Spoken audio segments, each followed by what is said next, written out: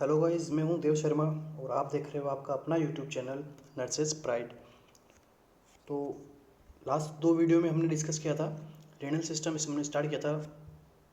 उसके अंदर हमने किडनी की एनाटॉमिकल स्ट्रक्चर देख ली थी फर्स्ट वीडियो के अंदर। सेकंड वीडियो के अंदर हमने किडनी की ब्लड सप्लाई पढ़ी थी। ब्रीफली अपने डिस्कस किया था कि कैसे किडनी को ब्लड सप्लाई होता है और कैसे वहाँ से वेनस सप्लाई होती है। और साथ ही साथ लास्ट वीडियो में हमने देखा था नेफ्रॉन की हमने स्ट्रक्चर देखी थी कि कैसे नेफ्रॉन की क्या क्या स्ट्रक्चर होती है, क्या बोमन कैप्सूल होता है, क्या ग्लोमेरुलस होता है, क्या PCT DCT loop of Henle, ये सारी हमने लास्ट क्लास के अंदर पढ़ लिया था। बट लास्ट क्लास के अंदर हमने नेफ्रॉन का कुछ टॉपिक रह गया था अपना, जो कि नेफ्रॉन के अंदर कुछ स्पेशलाइज्ड सेल प्रेजेंट होती है वहाँ पे, जो आज हम डिस्कस करने वाले हैं। इसी के साथ ही आज हम डिस्कस करेंगे जक्स्टा ग्लोमेरुलर एपरेटस और रास system, means renin angiotensin aldosterone system. तो फर्स्ट स्टार्ट करते हैं macula densa. Macula densa made up by stratified cuboidal epithelial tissue find at the junction of ascending loop of Henle and distal convoluted tubules. तो macula densa एक specialised cell है जो stratified cuboidal epithelial tissue की बनी हुई होती है और ये असेंडिंग लूप ऑफ हेनले और डिस्टल कॉन्वोल्यूटेड ट्यूबुल्स के अंदर प्रेजेंट रहती है। ठीक है, इसके हम स्ट्रक्चर देख लेते हैं कहाँ प्रेजेंट होती है। तो ये है PCT, this is the loop of Henle and this is the distal convoluted tubules. तो मैक्यूला डेंसा कहाँ प्रेजेंट होगा?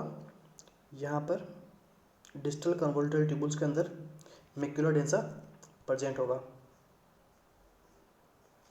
जो कि क्या होता है, क्यूबोइडल शेप का होता है, क्यूबोइडल एपिथेलियल टिश्यू का बना होता है। अगर आपको पूछे एग्जैक्ट मैक्यूला डेंसा की क्या पोजीशन है, तो आपको बताना है डीसीटी। एग्जाम में डीसीटी राइट करके आना है। डिस्टल कन्वोल्यूटेड ट्यूबुल्स के अंदर मैक्यूला डेंसा प्रेजेंट होता है। नेक्स्ट इसके कुछ फंक्शंस हैं मैक्यूला डेंसा के, जो डिस्कस करते हैं। फर्स्ट फंक्शन है they are stimulate in the response of low sodium and given message to messenger cell and juxtaglomerular cell. तो मैक्यूला डेंसा है, ब्लड के अंदर जब भी हाइपोनेट्रीमिया की कंडीशन होती है तो वो ब्लड आएगा किडनी के पास में। तो किडनी से जो मैक्यूला डेंसा सेल है जहाँ कहाँ प्रेजेंट होती है, डीसीटी के अंदर प्रेजेंट होती है। ये जक्स्टा ग्लोमेरुलर देगी कि ब्लड के अंदर हाइपोनेट्रीमिया की कंडीशन हो रही है। तो आगे जक्स्टा ग्लोमेरुलर सेल है वो क्या करेगी, रेनिन को सिक्रेट करेगी। तो रेनिन आगे जाके सोडियम के रीअब्जॉर्प्शन को बढ़ा देगा। नेक्स्ट फंक्शन है secretion of nitrous oxide and low GFR condition. तो जब भी बॉडी के अंदर, जब भी किडनी के अंदर लो जीएफआर की कंडीशन होगी, मीन्स उसकी ग्लोमेरुलर फिल्ट्रेशन रेट कम होगी, उस कंडीशन में जो मैक्यूला डेंसा है वहाँ पे नाइट्रस ऑक्साइड सीक्रेट कर देगा। नाइट्रस ऑक्साइड सीक्रेट कर देगा। नाइट्रस ऑक्साइड क्या करेगा, अफरेंट आर्ट्रियोल को है उसको डायलेट करेगा। डायलेट करने से क्या है कि जब अफरेंट आर्ट्रियल डायलेट हो जाएगा, ग्लोमेरुलस की तरफ ब्लड फ्लो बढ़ जाएगा। अब जब ब्लड फ्लो बढ़ गया यहाँ पे, इसकी वजह से जीएफआर रेट भी बढ़ जाएगी। तो ये हो गया इसका सेकंड फंक्शन मैक्यूला डेंसा का। थर्ड फंक्शन है सिक्रेशन ऑफ एडिनोसिन। तो मैक्यूला डेंसा है, एडिनोसिन का सिक्रेशन करती है। कब करती है? हाई जीएफआर की कंडीशन के अंदर। तो जब भी किडनी की जीएफआर हाई होती है तो ये मैक्यूला डेंसा स्टिमुलेट होता है, स्टिमुलेट होकर ये एडिनोसिन का सिक्रेशन करता है। तो एडिनोसिन क्या करता है, अफरेंट आर्ट्रियोल को कॉन्स्ट्रिक्ट करता है, उसको नैरो करता है, जिसकी वजह से less blood come to glomerulus. Glomerulus के अंदर ब्लड फ्लो कम होगा, कम होने की वजह से उसकी जीएफआर रेट भी कम हो जाएगी। ये इसका थर्ड फंक्शन हो गया। फोर्थ फंक्शन देख लेते हैं अपन। It stimulate juxtaglomerular cell to release renin when they detect a drop in sodium concentration in tubular fluid। Means जो भी फ्लूइड फिल्ट्रेट होके आया है ग्लोमेरुलर से, उसके अंदर मैक्यूला डेंसा है वो सोडियम का पता लगाएगी, सोडियम का अमाउंट क्या है ब्लड के अंदर। तो वहाँ अगर इसे सोडियम की अमाउंट कम मिली है, detect in drop in sodium, means sodium की वहाँ पे अगर उसको हाइपोनेट्री में मिला है, तो macula densa juxtaglomerular cell को स्टिमुलेट करेगी और जक्स्टा ग्लोमेरुलर सेल रेनिन को सिक्रेट करेगी। ये डायग्राम है, यहाँ पे आप समझ जाओगे कि कहाँ मैक्यूला डेंसा एग्जैक्टली प्रेजेंट होती है। कहाँ जक्स्टा ग्लोमेरुलर सेल प्रेजेंट होती है और क्या होता है जेजी apparatus, यहाँ पे शॉर्ट व्यू में आप समझ जाओगे।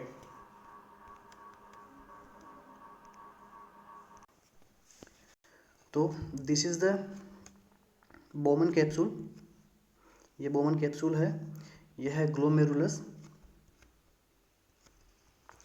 ये अफरेंट आर्ट्रियोल्स है, ये efferent arteriole, and this is the macula densa. इसे हम नेफ्रॉन के अंदर समझते हैं। ये हो गई बोमन कैप्सूल, ये है पीसीटी प्रोक्सिमल कन्वोल्यूटेड ट्यूबुल्स, ये है लूप ऑफ हेनले, और ये है असेंडिंग लूप ऑफ हेनले, और ये है distal convoluted tubules. Means glomerulus के सामने से यहाँ से डिस्टल कन्वोल्यूटेड ट्यूबुल्स गुजरती है रियल नेफ्रॉन के अंदर। अपन ने जो डायग्राम देखा था वो था ऐसे, ये है बोमन कैप्सूल, ये है पीसीटी, ये है लूप ऑफ हेनले, ये हो गई डीसीटी। ये एक समझने के पर्पज से डायग्राम बनाया गया था, बट एग्जैक्ट अपनी बॉडी के अंदर नेफ्रॉन इस कंडीशन में प्रेजेंट होते हैं। तो असेंडिंग लूप ऑफ हेनले और ये है डीसीटी। तो हमने पढ़ा था डिस्टल कन्वोल्यूटेड ट्यूबुल्स और असेंडिंग लूप ऑफ हेनले के अंदर मैक्यूला डेंसा प्रेजेंट रहता है। मीन्स ये हो गई अपनी पीसीटी, ये है बोमन कैप्सूल, ये है पीसीटी, और यहाँ पर ये है असेंडिंग लूप ऑफ हेनले, और ये यहाँ से स्टार्ट हो गई डीसीटी। मीन्स डीसीटी के अंदर यहाँ पे मैक्यूला डेंसा प्रेजेंट होता है। ठीक है, तो ये है डीसीटी, यहाँ पे मैक्यूला डेंसा प्रेजेंट होता है। ये क्या करता है, सोडियम के लिए यहाँ पे सेंसर्स होते हैं, मीन्स ये सोडियम के अमाउंट को ब्लड के अंदर पता लगाता है। साथ ही साथ इसके आप स्ट्रक्चर भी देख सकते हो, ये क्यूब शेप के अंदर इसकी स्ट्रक्चर है, मीन्स ये स्ट्रेटिफाइड क्यूबोइडल एपिथेलियल टिश्यू का बना होता है। ओके, सो एक आप यहाँ पे एक और सेल देख रहे हो, वो सेल है ग्रैन्युलर सेल। तो ग्रैन्युलर सेल को यहाँ पे guys JG cell means juxtaglomerular cell, ये कहाँ प्रेजेंट होती है, ये है अफरेंट आर्ट्रियोल्स की जो वाल है, यहाँ पे ये ग्रैन्युलर सेल प्रेजेंट होती है अफरेंट आर्ट्रियोल्स की वॉल के अंदर। ओके, नेक्स्ट है, यहाँ पे अपन ने लास्ट क्लास में डिस्कस किया था कि यहाँ पे कुछ मिजेंजियल सेल प्रेजेंट होती है। इन सेल्स को अपन ने बोला है इंट्राग्लोमेरुलर मिजेंजियल सेल, और कुछ सेल यहाँ पे बाहर भी प्रेजेंट होती है, इसे अपन ने बताया है एक्स्ट्रा ग्लोमेरुलर मिजेंजियल सेल। तो ये है मैक्यूला डेंसा, ये है जेजी सेल, ये है मिजेंजियल सेल। तो इन तीनों ने क्या कि यहाँ पर एक कॉम्प्लेक्स बना दिया है, इस कॉम्प्लेक्स को हमने नाम दिया है जक्स्टा ग्लोमेरुलर कॉम्प्लेक्स या फिर apparatus। ओके, तो ग्लोमेरुलर apparatus, तो जो जक्स्टा ग्लोमेरुलर apparatus एक स्पेशलाइज्ड स्ट्रक्चर नहीं है, एक सेल नहीं है, ये ग्रुप ऑफ कॉम्प्लेक्स है। मीन्स यहाँ इसके अंदर मैक्यूला डेंसा भी है, इसके अंदर जेजी सेल भी है, इसके अंदर मिजेंजियल सेल भी है। तो इन तीनों सेलों ने मिलकर एक यहाँ पे कॉम्प्लेक्स बनाया है, इस कॉम्प्लेक्स को हमने नाम दिया है जक्स्टा ग्लोमेरुलर कॉम्प्लेक्स। नेक्स्ट आगे चलते हैं, जक्स्टा ग्लोमेरुलर सेल। तो जक्स्टा ग्लोमेरुलर सेल क्या होती है, they are specialized smooth muscle cell mainly in the wall of the afferent arterioles. अभी हमने ऊपर इमेज में डिस्कस किया था कि वाल की जो एट्रियम की जो एट्रियोल की वाल है, जो अफरेंट एट्रियोल की वाल है, उसके अंदर जेजी सेल प्रेजेंट रहती है, जक्स्टा ग्लोमेरुलर सेल यहाँ पे प्रेजेंट रहती है। A type of baroreceptor cell which is supplied by sympathetic nervous system. Means ये क्या है, एक बेरोरिसेप्टर टाइप सेल है, मीन्स ये बेरोरिसेप्टर की तरह फंक्शन करती है। मीन्स जब बेरोरिसेप्टर क्या होता है कि responding to change in the tension of wall arterial wall, tension of the atrial wall to control the blood pressure. Means ये क्या बेरोरिसेप्टर का काम क्या होता है मेनली कि ये एट्रियल वॉल को चेंज करता रहता है ब्लड प्रेशर के अकॉर्डिंग। मीन्स जब अगर ब्लड प्रेशर हाई हो गया है तो बेरोरिसेप्टर्स क्या करेंगे, एट्रियल वॉल को ब्लड प्रेशर वापस नॉर्मल हो जाएगा। नॉर्मली अपन देखें तो बेरोरिसेप्टर कहाँ प्रेजेंट होते हैं, ये होते हैं arch of aorta and carotid sinus. यहाँ पे बेरोरिसेप्टर प्रेजेंट होते हैं, जबकि ये क्या है, बेरोरिसेप्टर टाइप सेल है। मीन्स इसका फंक्शन एक बेरोरिसेप्टर के टाइप की सेल के जैसे है, और यहाँ पे सिंपैथेटिक नर्वस सिस्टम की इसकी सिंपैथेटिक नर्वस सिस्टम का इसको सप्लाई होता है। मीन्स जब भी बॉडी के अंदर हाइपोवोलेमिया की कंडीशन होगी, हाइपोवोलेमिया की कंडीशन होगी मीन्स यहाँ पे इसके बाद में यहाँ से सिंपैथेटिक नर्वस सिस्टम स्टिमुलेट हो जाएगा हाइपोवोलेमिया की कंडीशन की वजह से। सिंपैथेटिक नर्वस सिस्टम स्टिमुलेट होने के बाद में ये सीक्रेट करेगा नोरेपिनेफ्रिन और एपिनेफ्रिन। नोरेपिनेफ्रिन और एपिनेफ्रिन जेली सेल के ऊपर वर्क करेंगे, यहाँ से सीक्रेट करवाएंगे ये रेनिन को। ठीक है, रेनिन आगे जाके क्या करवा देगा, वेजो कॉन्स्ट्रिक्शन करवा देगा एंड सोडियम एंड वाटर का रीएब्जॉर्प्शन करवा देगा। अब जब सोडियम एंड वाटर का रीएब्जॉर्प्शन हो गया तो यहाँ पे ये हाइपोवोलेमिया की कंडीशन को ट्रीट हो जाएगा। तो मीन्स ये जेजी एपरेटस सेल है, ये एक सिंपैथेटिक नर्वस सिस्टम इसको सप्लाई करता है। नेक्स्ट आगे देखते हैं अपन, it synthesize store and secrete the renin and erythropoietin hormone. तो जो जुक्स्टाग्लोमेरुलर सेल है ये रेनिन को और इरिथ्रोपोइटिन हार्मोन को ये सीक्रेट करती है। Normal serum plasma level of renin is 200 nanogram per DL। Mean normal जो सीरम का जो प्लाज्मा लेवल है रेनिन का वो नॉर्मल है 200 नैनोग्राम पर DL। ये इंपॉर्टेंट क्वेश्चन साबित हो सकता है आपके लिए। नेक्स्ट है, JG cell secrete renin in the response of hypotension, hypovolemia and hyponatremia. जैसे कि अभी ऊपर डिस्कस किया था कि जब हाइपोवोलेमिया होगा तो सोडियम एंड वाटर का रिएब्जॉर्प्शन हो जाएगा, जब हाइपोनेट्रीमिया होता है तो सोडियम का रिएब्जॉर्प्शन होता है, और जब हाइपोटेंशन होता है तो रेनिन क्या करता है, वेजो कॉन्स्ट्रिक्शन करवा देता है। इसकी एक मैकेनिज्म होती है कैसे वेजो कॉन्स्ट्रिक्शन करवाता है, कैसे हाइपोवोलेमिया को ट्रीट करता है, कैसे हाइपोनेट्रीमिया को ट्रीट करता है, उस मैकेनिज्म को बोलते हैं रास सिस्टम। ये भी हम आगे डिस्कस करेंगे। नेक्स्ट है, juxtaglomerular cell secrete renin in response to a drop in blood pressure detect by state receptor in the vascular walls और when stimulate by macular densa cell. ठीक है, तो जो रेनिन सीक्रेट होगा जुक्स्टाग्लोमेरुलर से, ये कब सीक्रेट होगा, जब ब्लड प्रेशर कम हो रहा है, मीन्स जब हाइपोटेंशन हो रहा है, जब हाइपोवोलेमिया हो रहा है। इस कंडीशन में क्या होता है, ब्लड प्रेशर कम हो जाता है। और जो हाइपोवोलेमिया की कंडीशन है मीन्स बॉडी से फ्लूइड है जो काफ़ी ज़्यादा अमाउंट के अंदर एक्सपेल आउट हो रहा है, उस कंडीशन के अंदर रेनिन का सिक्रेशन होगा। और साथ ही साथ ये जो मैक्युलर डेंसा है वहाँ पे अगर हाइपोनेट्रीमिया प्रेजेंस हो रहा है तो ये क्या करेगी, मैक्युलर डेंसा जेली सेल को स्टिमुलेट करके रेनिन का सिक्रेशन करवा देगी। नेक्स्ट है जेजी एपरेटस। जेजी एपरेटस क्या है, JG apparatus also known as juxtaglomerular complex. It is a structure in the kidney that regulate the function of each nephron, the functional unit of kidney। तो जुक्स्टाग्लोमेरुलर एक क्या है, एक कॉम्प्लेक्स है जिसके अंदर हम क्या देखते हैं, मैक्युलर डेंसा देखते हैं, जेजी सेल देखते हैं और स्पेशलाइज्ड मेसेंजियल सेल देखते हैं, जो तीनों मिलकर एक कॉम्प्लेक्स बनाते हैं। इस कॉम्प्लेक्स को अपन ने नाम दिया है जुक्स्टाग्लोमेरुलर कॉम्प्लेक्स, जो कि क्या करती है, नेफ्रॉन के फंक्शन को रेगुलेट करती है। Juxtaglomerular apparatus consist of mainly 3 types of cell. First है मैक्युलर डेंसा, जो कहाँ प्रेजेंट होती है, डिस्टल कन्वोल्यूटल ट्यूबल्स के अंदर, DCT के अंदर प्रेजेंट होती है, हर नेफ्रॉन के अंदर। सेकंड है juxtaglomerular cell also known as granular cell. अपन ने देखी थी वो इमेज, इसके अंदर अपन ने दिखाया गया है कि यहाँ पे ग्रैन्युलर सेल है, तो इसे अपन बोलते हैं JG cell, which secrete renin and erythropoietin under response of hypoxia. जब हाइपोक्सिया की कंडीशन होती है तो रेनिन जो जुक्स्टाग्लोमेरुलर सेल है यहाँ से इरिथ्रोपोइटिन हार्मोन निकलता है। ये इरिथ्रोपोइटिन क्या करता है, RBC के प्रोडक्शन को बढ़ा देता है। क्या करेगा, ये बोन मैरो के अंदर जाएगा इरिथ्रोपोइटिन, वहाँ से ये RBC के प्रोडक्शन को बढ़ा देगा। नेक्स्ट है extraglomerular mesangial cell secretion of prostaglandin. Next कौन सी थर्ड सेल थी, वो थी एक्स्ट्राग्लोमेरुलर मेसेंजियल सेल। और ये सेल मेनली क्या काम करती है, एक तो ये काम करती है फेगोसाइटोसिस का काम करती है, साथ ही साथ ये क्या करती है, प्रोस्टाग्लैंडिन्स को भी सीक्रेट करेगी। प्रोस्टाग्लैंडिन क्या करवाते हैं, वेजोडाइलेशन करवाते हैं। ठीक है, यहाँ पे एक और इमेज है आपके लिए, तो आप इसके अंदर इजीली समझ पाओगे कि जुक्स्टाग्लोमेरुलर एपरेटस होता क्या है। तो ये जो स्ट्रक्चर है ये है जुक्स्टाग्लोमेरुलर एपरेटस। इसे यहाँ पे ब्रीफली अपन आप देख सकते हो कि ये है मैक्युलर डेंसा। ये सबसे पहले तो ये है DCT के अंदर क्या है, ये क्यूबोइडल शेप के मैक्युलर डेंसा है। नेक्स्ट है यहाँ पे जुक्स्टाग्लोमेरुलर सेल, ये है afferent आर्टरियोल।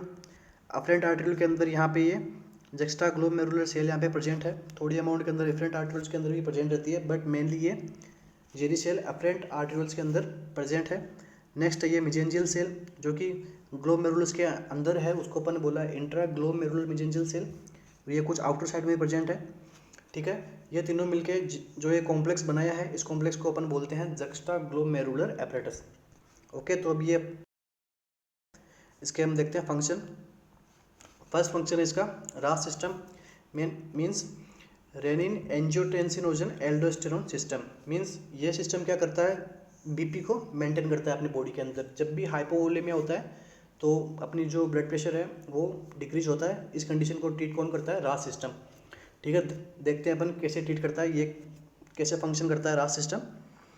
Okay, body stress, hypotension, hypovolemia, hyponatremia, hypoxia, increase blood osmolarity.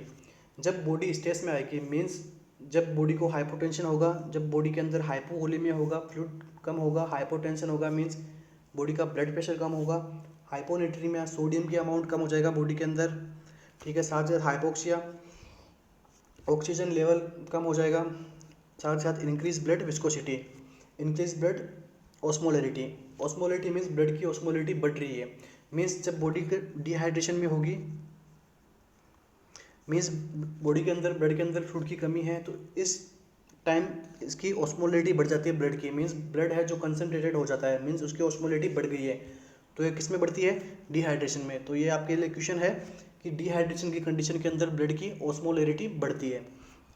Next है, ये थी बॉडी की स्ट्रेस की कंडीशन। अब स्ट्रेस की कंडीशन में क्या होता है, जब बॉडी को स्ट्रेस हुआ मीन्स बॉडी की जो फंक्शंस है उसको वो अबनॉर्मल हुए, बॉडी के फंक्शन अबनॉर्मल हुए, तब किडनी को भी स्ट्रेस हुआ। मीन्स किडनी ने भी अपना फंक्शन, उसके ऊपर भी बॉडी के स्ट्रेस को, किडनी के ऊपर भी वो फंक्शन अफेक्ट किया किडनी को भी। तो किडनी ने क्या किया, जब बॉडी को हाइपोवोलेमिया हुआ तो किडनी ने क्या किया, यहाँ पे जेजी सेल से रेनिन को रिलीज कर दिया। ठीक है, अभी ये रेनिन क्या करेगा, ब्लड के अंदर क्या होता है, एंजियोटेंसिन हार्मोन है वो प्रेजेंट होता है। कौन सीक्रेट करता है, लीवर सीक्रेट करता है। मीन्स जब बॉडी स्ट्रेस के अंदर होती है तो किडनी से निकलता है रेनिन और यहाँ पे लीवर सीक्रेट करता है एंजियोटेंसिनोजन हार्मोन। ठीक है, तो अब रेनिन क्या करेगा,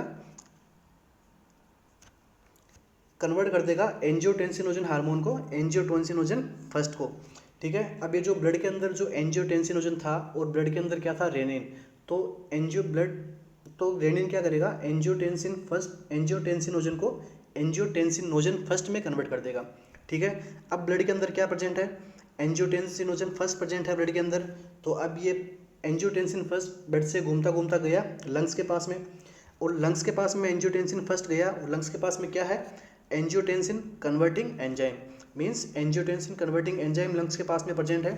तो ये कन्वर्टिंग एंजाइम नाम ही सिद्ध कर रहा है इसको कि ये कन्वर्टिंग एंजाइम है, ये एंजियोटेंसिन को कन्वर्ट कर देगा। मीन्स ये एंजियोटेंसिनोजन फर्स्ट को एंजियोटेंसिन सेकेंड के अंदर कन्वर्ट कर देगा। और ये एंजियोटेंसिन कन्वर्टिंग एंजाइम सीक्रेट कहाँ से होता है, टाइप 2 एल्वियोलाई से। तो ये भी एक काफ़ी इंपॉर्टेंट क्वेश्चन है कि एंजियोटेंसिन सीक्रेटिंग एंजाइम है वो कहाँ से सीक्रेट होता है, लंग्स के अंदर टाइप 2 सेल से। ठीक है, ये क्या करेगा, angiotensin convert angiotensin first to second. Means जो एंजियोटेंसिन फर्स्ट था जिसे रेनिन ने बदला था एंजियोटेंसिन फर्स्ट के अंदर, तो ये एंजियोटेंसिन फर्स्ट है जो फिर एंजियोटेंसिन कन्वर्टिंग एंजाइम लंग्स के पास से एंजियोटेंसिन सेकेंड के अंदर कन्वर्ट हो जाएगा। तो अब एंजियोटेंसिन जो सेकेंड है ये कन्वर्ट हो गया है। अब यहाँ पे दो रिएक्शन अकर होती है। ठीक है, फर्स्ट रिएक्शन कौन सी होती है, first construct the blood vessel and increase blood pressure. तो यहाँ पे क्या हो रहा था, हाइपोटेंशन हो रहा था, बॉडी स्ट्रेस हो रहा था, मीन्स उसको हाइपोटेंशन हो रहा था। तो ये जो एंजियोटेंसिन सेकंड है ये डायरेक्ट क्या करेगा, ब्लड वेसल्स को कॉन्स्ट्रिक्ट करवाएगा। कॉन्स्ट्रिक्ट करने की वजह से ब्लड का जो प्रेशर है वो बढ़ जाएगा। सेकंड क्या रिएक्शन है, angiotensin second stimulate zona glomerulosa and of adrenal cortex for secretion of aldosterone hormone. ठीक है, जो एंजियोटेंसिन सेकंड है वो क्या करेगा, एड्रिनल ग्लैंड के पास में जाएगा, एड्रिनल ग्लैंड के पास में जाके उसने एड्रिनल कॉर्टेक्स पे वर्क करेगा, कॉर्टेक्स से जोना ग्लोमेरुलसा को स्टिमुलेट करेगा। जोना ग्लोमेरुलसा से क्या निकलता है, मिनरलोकॉइड। मिनरलोकॉइड यहाँ से हार्मोन निकलेगा, इसे अपन बोलते हैं एल्डोस्टेरोन। ठीक है, तो जब एंजियोटेंसिनोजन एड्रिनल ग्लैंड के पास में जाएगा तो एड्रिनल कॉर्टेक्स से जोना ग्लोमेरुलसा मेम्ब्रेन से मिनरलोकॉइड हार्मोन को निकालेगी। इस मिनरलोकॉइड हार्मोन को बोलते हैं अपन एल्डोस्टेरोन हार्मोन। तो अब एल्डोस्टेरोन हार्मोन क्या करेगा, एल्डोस्टेरोन हार्मोन वर्क करेगा डिस्टल कन्वोल्यूटल ट्यूबुल्स पे, और यहाँ से क्या करेगा, ये इन सोडियम का और वाटर के इन रीएब्जॉर्प्शन को बढ़ा देगा। ओके, और एक्सक्रीशन ऑफ पोटेशियम। तो जो एल्डोस्टेरोन एड्रिनल ग्लैंड से बना है वो क्या करेगा, सोडियम और वाटर के रीएब्जॉर्प्शन को बढ़ा देगा। मीन्स जो भी हाइपोवोलेमिया की कंडीशन हो रही थी, जो भी मैक्युलर डेंसा ने जेली सेल को स्टिमुलेट किया, जेली सेल ने रेनिन को बनाया, और रेनिन ने क्या किया, एंजियोटेंसिन सेकंड तक जो प्रोसेस चली, एंजियोटेंसिन सेकंड ने क्या किया, एड्रिनल कॉर्टेक्स से एल्डोस्टेरोन हार्मोन को सिक्रेशन किया। जो ये एल्डोस्टेरोन हार्मोन है ये फाइनली क्या करेगा, जो हाइपोनेट्रीमिया की कंडीशन थी उसको क्या कर देगा, ट्रीट कर देगा। क्या क्यों कर देगा, क्योंकि ये क्या करता है, इसका फंक्शन क्या है, इंक्रीज सोडियम एंड वाटर। ठीक है, ये सोडियम को लेवल को बढ़ा देगा और ये साथ साथ में वाटर को भी एब्जॉर्प्शन कर देगा। क्यों कर देगा, क्योंकि सोडियम कभी भी अकेला एब्जॉर्ब नहीं होता है, क्योंकि कंसंट्रेशन ग्रेडियंट होता है। इसकी वजह से ये सोडियम हमेशा अपने साथ में वाटर को भी अपने साथ में लेके आता है। ठीक है, और साथ ही साथ ये पोटेशियम को एक्सक्रीट करता है। ठीक है, तो आप इसे सिंप्लीफाई कर सकते हो कि एल्डोस्टेरोन है जो समानुपाती है सोडियम के, और ये व्युत्क्रमानुपाती है पोटेशियम के। ठीक है, एल्डोस्टेरोन है वो आप नॉर्मली देख सकते हो कि ये सोडियम से लव करता है। ठीक है, ये सोडियम के लेवल को मेंटेन करके रखता है, और ये पोटेशियम से हेट करता है। मीन्स ये पोटेशियम के लेवल को डिक्रीज करता है बॉडी के अंदर। ठीक है, एक कंडीशन होती है कॉन्स डिजीज, ये क्या है, एक एंडोक्राइन की डिसऑर्डर है। इसके अंदर क्या होता है, एल्डोस्टेरोन का लेवल बढ़ जाता है। एल्डोस्टेरोन का लेवल बढ़ गया तो क्या हो जाएगा, सोडियम और वाटर के लेवल को ये बढ़ा देगा बॉडी के अंदर। तो क्या हो जाएगा, हाइपरनेट्रीमिया हो जाएगा। इसके साथ साथ साथ में हाइपोकैलेमिया हो जाएगा। ओके, तो ये कंडीशन होती है। इसके अंदर क्या होता है, एड्रिनल कोर्टेक्स की डिजीज होती है कॉन्स डिजीज। ठीक है, इसके अंदर क्या होता है, हाइपर एल्डोस्टेरोनिज्म अपन को देखने को मिलता है। इसके अंदर क्या होता है, एल्डोस्टेरोन का लेवल बढ़ा हुआ देखने को मिलता है। एल्डोस्टेरोन क्या करता है, सोडियम से लव करता है। मीन्स ये सोडियम को रीएब्जॉर्ब करवाएगा, सोडियम के साथ साथ वाटर भी रीएब्जॉर्ब होगा। इसी के साथ ये जब ये हाइपरनेट्रीमिया करवा दिया तो इसके अपोजिट इसका एक्शन क्या होगा कि ये हाइपोकैलेमिया भी कोज करवाता है। ठीक है, सोडियम एंड वाटर का रिप्रेशन हो गया, इसकी वजह से बॉडी में एडिमा हो गया। एडिमा की वजह से बॉडी के अंदर क्या हो जाएगा, हाइपरटेंशन हो जाएगा। हाइपरटेंशन हो जाने की वजह से, एडिमा होने की वजह से यहाँ पे बॉडी के अंदर क्या हो जाएगा, वेट गेन हो जाएगा। तो ये नॉर्मल कुछ साइन सिम्टम है जो इस डिजीज़ के अंदर प्रेजेंट होते हैं, जो यहाँ पे मैंने ऐसे नॉर्मल जनरली बताने के लिए आपको डिस्क्राइब किए हैं। ठीक है, तो एल्डोस्टेरोन क्या करेगा, increase sodium and water reabsorption and excretion of potassium. Okay, अब लास्ट में क्या है कि जो हाइपोनेट्रीमिया था वो भी ट्रीट हो गया है, जो बीपी कम थी वो भी वेजोकॉन्स्ट्रिक्शन की मदद से ठीक हो गई है। और अब लास्ट में अगर बीपी बढ़ जाती है किसी रीज़नवश, किसी कारणवश अगर बीपी बढ़ जाती है तो किडनी क्या करती है, प्रोस्टाग्लैंडिन को सीक्रेट करती है। प्रोस्टाग्लैंडिन कहाँ से निकलेगा, मेसेंजियल सेल से।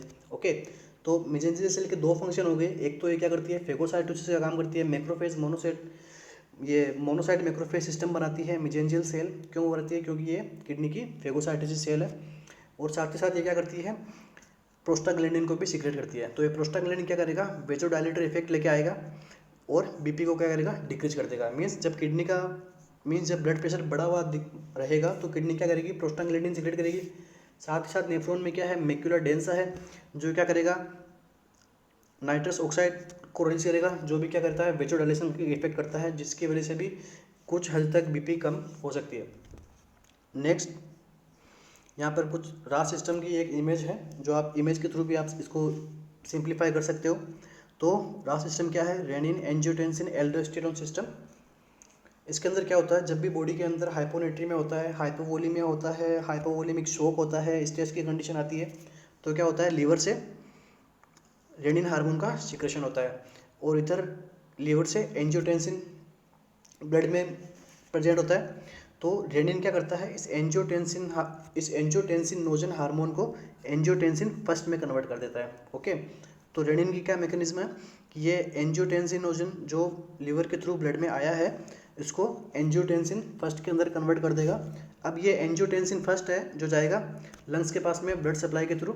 लंग्स के पास में क्या है, टाइप 2 एल्वियोलाई के पास, एल्वियोलाई क्या करेगी, टाइप 2 एल्वियोलाई क्या करेगी, एंजियोटेंसिन कन्वर्टिंग एंजाइम को सीक्रेट करेगी, टाइप 2 एल्वियोलाई।